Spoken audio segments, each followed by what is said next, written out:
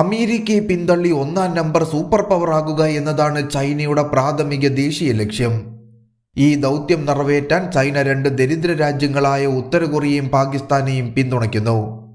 ഇതുവഴി ചൈന ഉത്തര കൊറിയയെ അമേരിക്കയ്ക്കെതിരെയും പാകിസ്ഥാനെ ഇന്ത്യക്കെതിരെയും തിരിച്ച് പ്രകോപനങ്ങൾ സൃഷ്ടിക്കുന്നു. ചൈനീസ് നേതൃത്വം ഇന്ത്യയെ നേരിട്ട് നേരിടുന്നതിനു പകരം പാകിസ്ഥാൻ ഇടയ്ക്കിടെ എല്ലിൻ കഷ്ണങ്ങൾ നൽകുന്നതിലൂടെ ഇന്ത്യയുടെ വളർച്ചയെ നിയന്ത്രണത്തിലാക്കുക എന്ന ലക്ഷ്യം ചൈന കൈവരിക്കാൻ ശ്രമിക്കുകയാണ്. മിക്ക ഇന്ത്യൻ സൈനിക ചിന്തകരും ചൈനയും പാകിസ്ഥാനും ഇന്ത്യക്കെതിരെ ഒരു സംയുക്ത സമ്പൂർണ്ണ സൈനിക ഓപ്പറേഷൻ നടത്താനുള്ള സാധ്യതയിൽ വിശ്വസിക്കുന്നു. ഈ ആക്രമണത്തെ അവർ ടു ഫ്രണ്ട് വാർ എന്ന് വിശേഷിപ്പിക്കപ്പെടുന്നു. പാകിസ്ഥാന്റെ കാര്യത്തിൽ രണ്ട് രാജ്യങ്ങളിലും നിലനിൽക്കുന്ന ഒരേ കാലാവസ്ഥയും സമാനമായ ഭൂപ്രദേശവും കാരണം ഏത് സമയത്തും ഉയർന്ന തീവ്രതയുള്ള ഒരു സംഘർഷം സാധ്യമാണ്.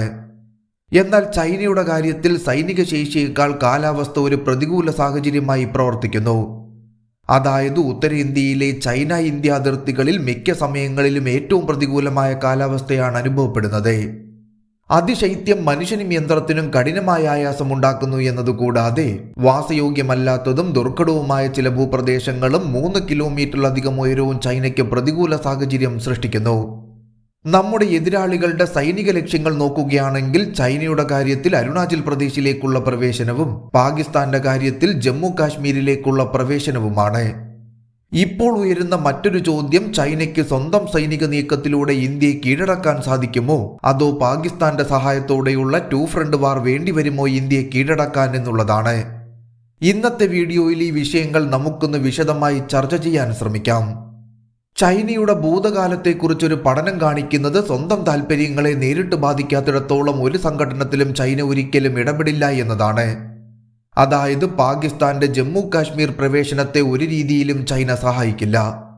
അതിനാൽ ജമ്മു കാശ്മീരിനെ മുഴുവനായും കൂട്ടിച്ചേർക്കുക എന്ന പാകിസ്ഥാന്റെ ലക്ഷ്യത്തെ പിന്തുണയ്ക്കാൻ ചൈന ഒരിക്കലും സൈനികമായി ഇടപെടില്ല.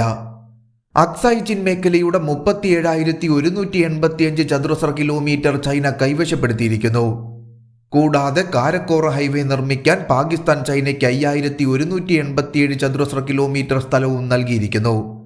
ഇതിൽ കൂടുതൽ ഇന്ത്യൻ മണ്ണ് ചൈനയ്ക്ക് ആവശ്യമില്ല എങ്കിലും അരുണാചൽ പ്രദേശിനോടുള്ള ചൈനയുടെ അധിനിവേശത്തിന് പിന്നിലെ ലക്ഷ്യം തവാങ് ആശ്രമം പോലെയുള്ള മതപരമായ കാരണങ്ങളാണ്.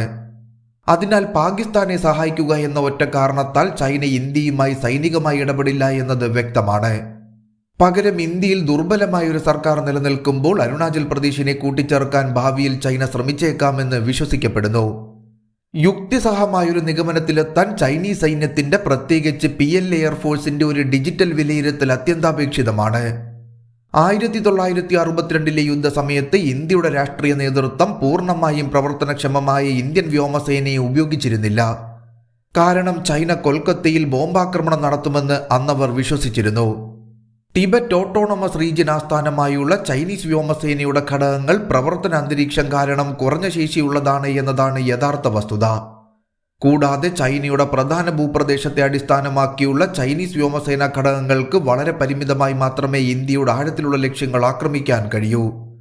വിമാനങ്ങളുടെ എണ്ണത്തെ സംബന്ധിച്ചിടത്തോളം നമ്മുടെ അയൽപക്കത്തെ ഏറ്റവും വലിയ വ്യോമസേനയാണ് ചൈനീസ് വ്യോമസേന.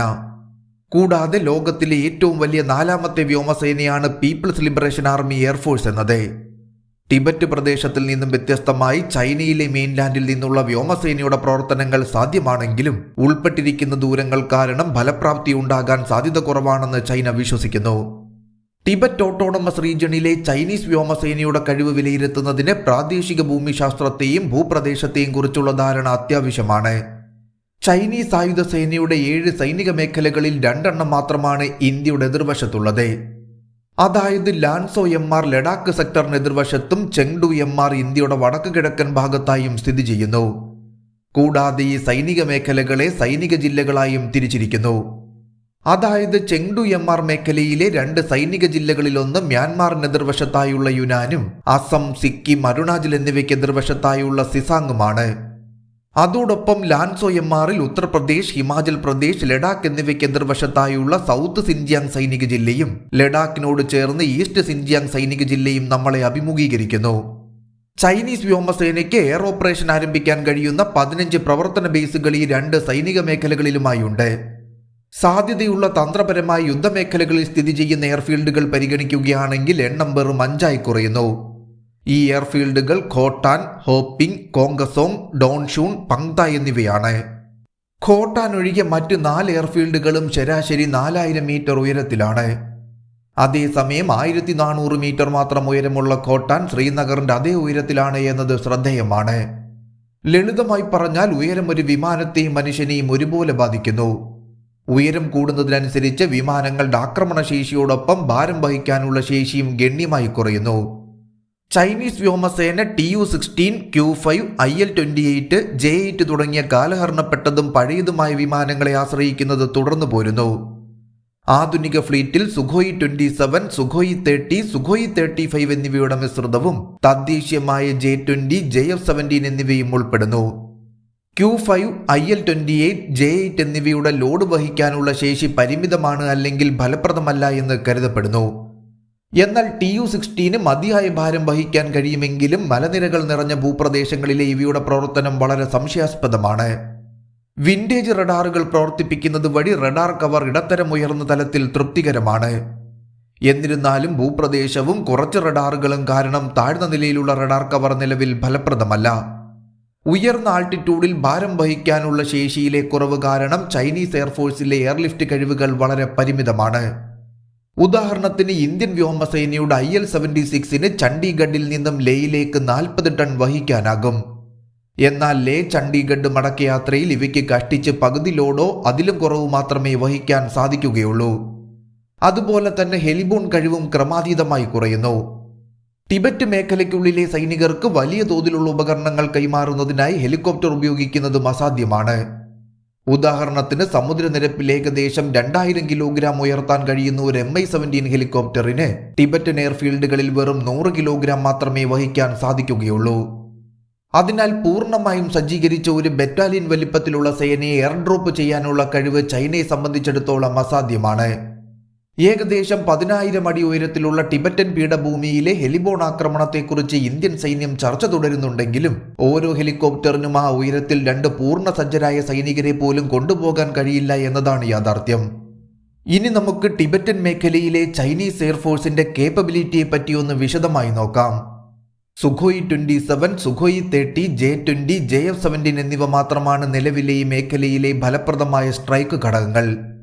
എന്നാൽ ഈ മേഖലയിലെ എയർഫീൽഡ് ഇൻഫ്രാസ്ട്രക്ചറിന് വലിയ തോതിലുള്ളതും സുസ്ഥിരവുമായ പ്രവർത്തനങ്ങളെ പിന്തുണയ്ക്കാൻ കഴിയില്ല. അതോടൊപ്പം വളരെ പരിമിതമായ രാത്രി പ്രവർത്തനങ്ങൾ മാത്രമേ ഈ മേഖലയിൽ നിന്നും ചൈനീസ് വ്യോമസേനയ്ക്ക് നടത്താൻ കഴിയുകയുള്ളൂ. അതിനാൽ ടിബറ്റ് ഓട്ടോണമസ് റീജിയനിൽ നിന്നും പ്രവർത്തിക്കുന്ന ചൈനീസ് എയർഫോഴ്സ് ഇന്ത്യയുടെ കരസേനയ്ക്ക് വിലപ്പെട്ട ഭീഷണികളൊന്നും തന്നെ ഉയർത്തുന്നില്ല.